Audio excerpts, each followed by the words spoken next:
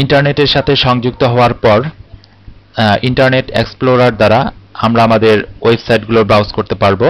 এই internet এক্সপ্লোরারটি Windows ইনস্টলের সময় অটোমেটিকভাবে install হয়ে যাবে।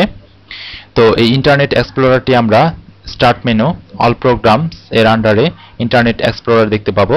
এখান থেকে আমরা ইন্টারনেট এক্সপ্লোরারে ক্লিক করে আমাদের ইন্টারনেট এক্সপ্লোরারটি আমরা ওপেন করব। তো আমরা ইন্টারনেট এক্সপ্লোরারের এই খালি ঘরটি আমাদের অ্যাড্রেস বার।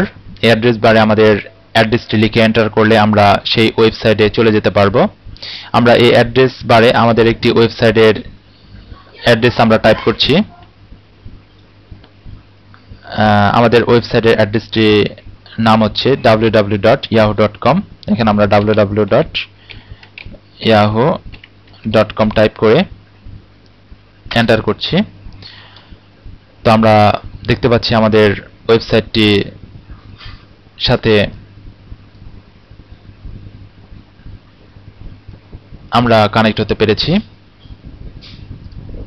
তো এভাবে আমরা আমাদের অ্যাড্রেস বারে আমাদের ওয়েবসাইটের যে অ্যাড্রেসটি আমরা টাইপ করে দিব ঠিক সে ওয়েব পেজটি আমাদের এই ইন্টারনেট এক্সপ্লোরার দ্বারা আমরা ব্রাউজ করতে পারবো বা ওপেন করতে পারবো।